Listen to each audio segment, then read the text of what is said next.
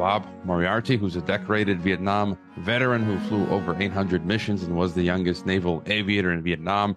He's a successful investor, author of many books, founder of 321gold.com, 321energy.com. Welcome back, Bob.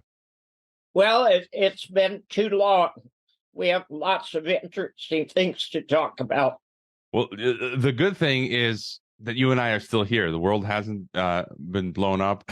So that's one positive. But maybe to start in Europe, in France, because that's closest to you, and we've been seeing in the past these riots in France, total chaos, and the continued decline of Europe, the industrialization, and all of that sort of stuff. The AfD political party is rapidly gaining ground in Germany because it just seems people are really fed up with these stupid governments that we have in Europe. Well, what's sort of the vibe out there? What's going on from your view? Well, I'm glad you brought that up. The mainstream media has done a very poor job of talking about what's going on, but they got some of it correct. There was a lot of problems in France a couple of weeks ago. The French are always on the verge of a revolution. And there were thousands of cars burned. It was pretty ugly. But at the same time, there were riots going on in Switzerland and in Brussels. And in a book that I wrote in 2016, I said because of the economic situation, the world was going to experience its first worldwide revolution. And quite bluntly, I think we're there. I think we're a lot further into the Depression than most people realize. And people are upset. The sanctions were a total disaster for Europe. They didn't particularly hurt Russia. They helped the United States because it gave the United States the ability to sell their overpriced natural gas. But this year, the inflation in the United States is higher than the inflation in Russia, and the growth in Russia is higher than the growth in the United States. So I cannot say enough bad things about how stupid the Ukrainian war is. It's criminal. The people behind it deserve to be tried. And of course, that's the neocons in the United States, and it continues to get worse. Now, I even surprised you.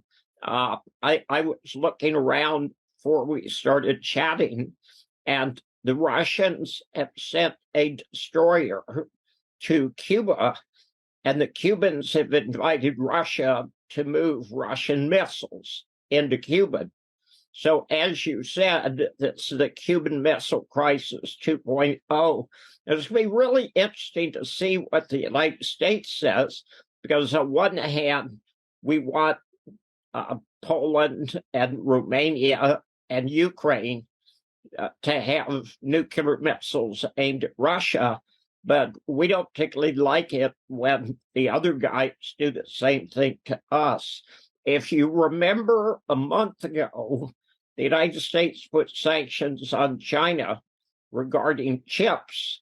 So China turned around and put sanctions on critical elements that are necessary to produce chips. The United States and NATO are on the path of destruction. They are destroying the EU, they're destroying NATO, they have already destroyed Ukraine, and they're going to destroy the United States. China and Russia, on the other hand, are trying to build things and create things and be good neighbors. And frankly, I approve of that. Let's go back.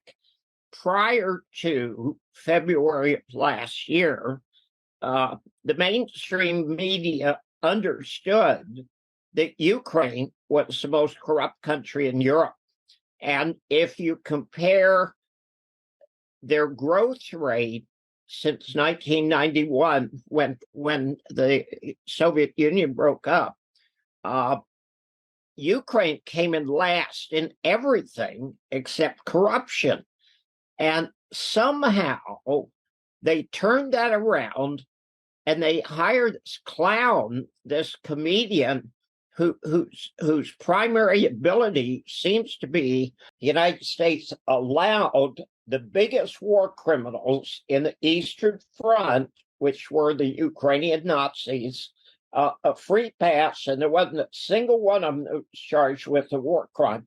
Now, when you were talking about Freeland in Canada, the assistant prime minister, do you remember what her grandfather did? No, remind us. He published a newspaper for the Nazis. Okay, so these are not neo-Nazis. These are very real Nazis. And it's totally corrupt. You got neo-Nazis running the show. You got this idiot who stole hundreds of millions of dollars so far. And all the generals are pissed off at Zelensky because he's stolen so much, and it doesn't give them a chance for them to steal. So we're supporting arguably one of the most corrupt governments in the world. It's resulted in the destruction of probably 350 or 400,000 Ukrainian young men. The United States is in this delusional empire, and the empire is over. They have destroyed the EU. There was a metal foundry in Germany that had started in 1381, and due to the cost of energy, they had to shut down recently. The sanctions have destroyed Europe, period. Okay. So why would you take a fraternity sorority like NATO, okay, North Atlantic Treaty Organization? Now, I'm sorry, what part of the North Atlantic is the Ukraine on? I forget. So they're going to bring Japan into it. What are they going to do? Move the Atlantic Ocean to the Pacific? Politicians are not selected for their brilliance, okay? There's very few brilliant politicians that you could talk about. They are selected for their corruption and their ability to lie, cheat, and steal.